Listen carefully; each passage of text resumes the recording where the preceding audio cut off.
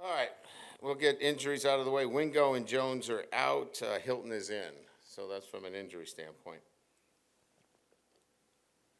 I want to commend, first of all, congratulate and commend Wilson for getting married on the bye week. That is, obviously, choosing a partner is a huge decision in life, but choosing a partner that will agree to get the marriage on a bye week is outstanding. So congratulations to you and your bride to be. I think that's outstanding. Okay, so look, today is our attention to detail, and you certainly need it when you're playing a team like Army that is going to be physical and then forces you to be disciplined as well. So, working on option reads, the physical aspect of their offense, and then, defensively, they're extremely aggressive. So it's been a week of really talking a lot about, playing physical and playing disciplined. And so, I think our guys understand what the task is at hand on Saturday. We've talked a lot about the periphery of the game in terms of, first time in Tiger Stadium, and we're excited about that. But we got a game to play as well, and an opponent that, causes you problems if you're not thinking the right way and playing the game the way it needs to be played against Army. So it's been a week that has focused on that. So with that, I'll open up the questions.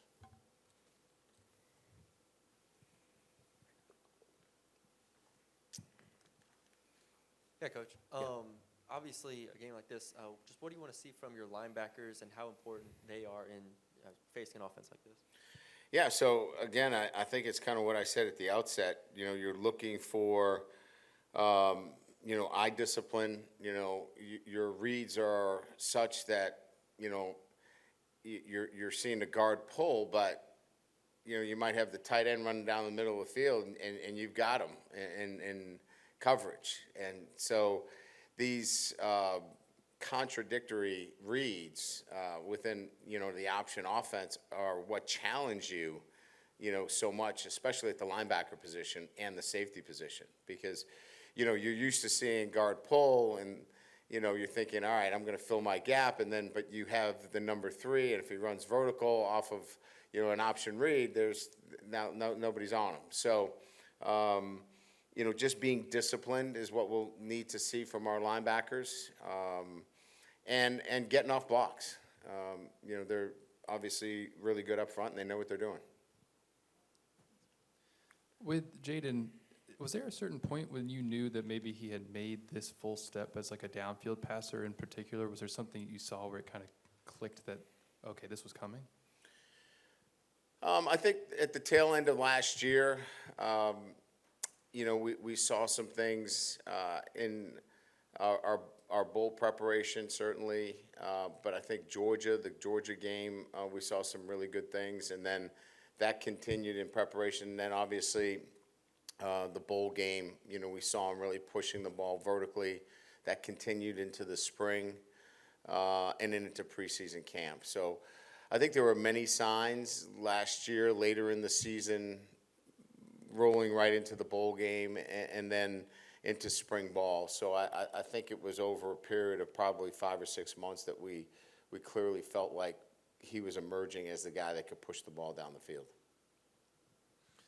It's been really hard to poke any holes in kind of what you guys are doing offensively right now. Just for you guys, though, week to week, just what are some of the things that you can continue to refine or improve? I mean, just what does the improvement look like when an offense is running like this? Yeah, I think a couple of things. We think we need to be better in the red zone, converting, field goals into touchdowns. We've spent a lot of time on that this week.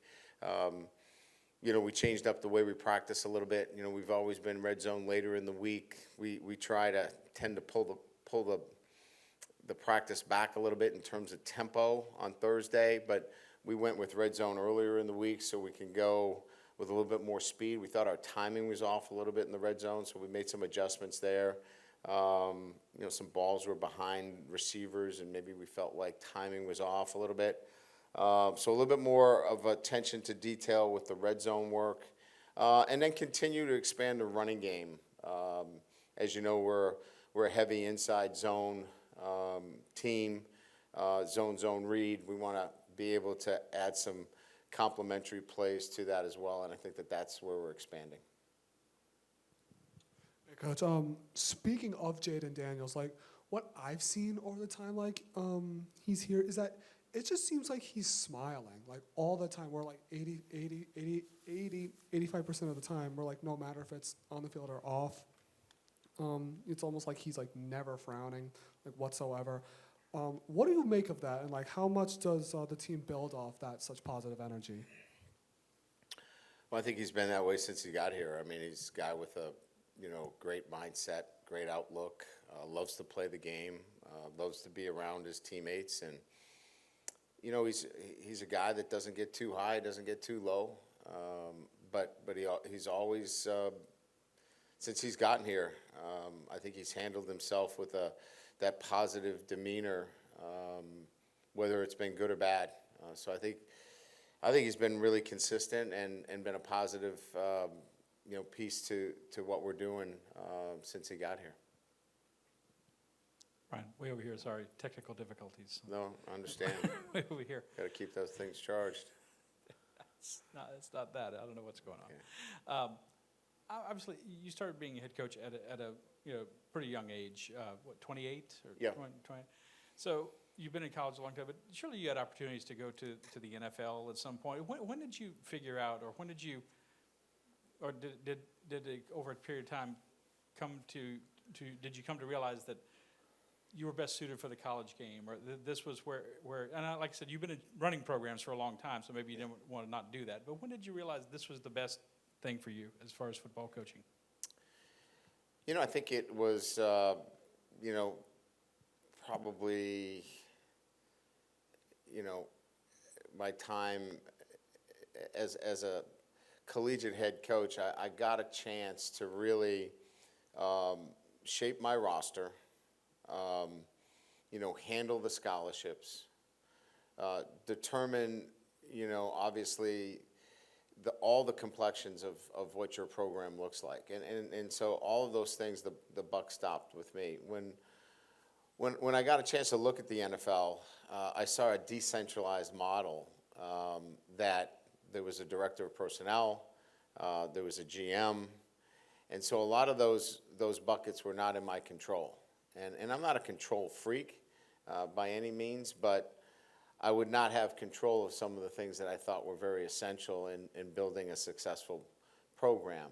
And I think that's when I saw that wasn't what I was looking for, and that my real why was I love player development. That's why I got in it, and watching players develop and grow, you don't get that same opportunity in the NFL as you do in college.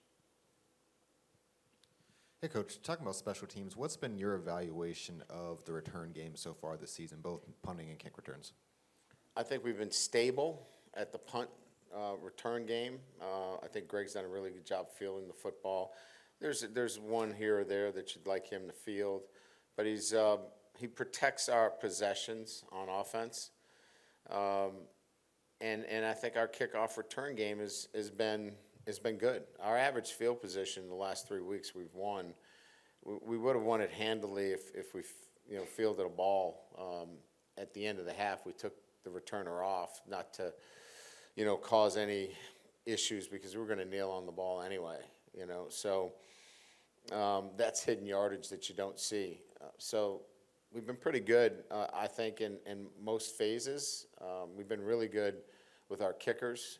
So, I would grade it out as, they're doing a really good job. We'd like to be a little bit more dynamic at the punt return position, and we're going to continue to work to be that way. Have y'all reached a decision with Deuce? Deuce is inactive. He is still on scholarship. He's still on the roster, but he is inactive right now. And then just where's Quincy Wiggins at in his development? What do you kind of think of what's going on with him? Yeah, I mean, it's a good question. I think there's some depth issues there relative to him seeing some playing time. I think Parrish Shand has done a really good job of coming in and really technically developing, which has been a logjam for Quincy in terms of getting on the field.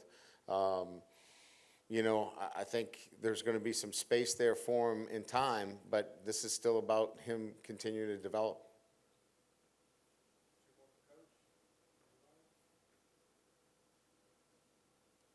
Going.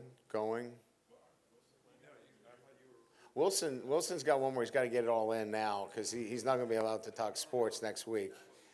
I'll be here for the presser. Okay. I'm trying to take advantage of the time. I can't. Just think of anything. Just whatever it is. I'll ask the question. Where are you going for your honeymoon? No, I'm kidding. Any recommendations? No. I guess back to Jayden for a second. Is there something specific about the work or maybe a change in the prep that has maybe helped allow this to happen this year too? I would say a couple of things. First of all, he is somebody that is so diligent at his progression and wanting to be good at progression read that his work in the off season was unbelievable. How much time he spent here. I don't know if you know the story, but we changed our protocols and procedures in terms of letting players into the building. We used to cut them off at a certain time. We gave him unlimited access to the building because he was in here at 5 o'clock in the morning and he was here late at night. He just lived in this building and watching film and just learning the offense, and he knows it so well that when I'm sitting in those meetings, it's amazing the progression that he has made relative to understanding all the nuances of the offense. And that's on him. He did that. Then he took that to our walkthrough room with virtual reality and went through all the movements. So not only was it, you know, the learn part of it, it was then the actual seeing it. And now it's just muscle memory, and that was his development. Now, Joe Sloan laid out a great plan of development, and that was part of the reason of getting him back, is that we had a plan laid out over a 6-month period of time, and he followed it and put himself in a really good position. Coach, you mentioned the virtual reality. Is that sort of technology you guys have within the building here, and like how do you? Yeah, we use it in our walkthrough room, which allows him to see the entire actual width of a defensive set. He can see everything in its actual size.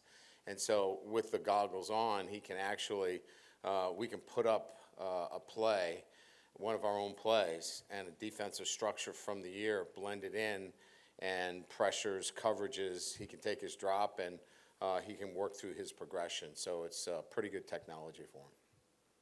Great, thanks guys.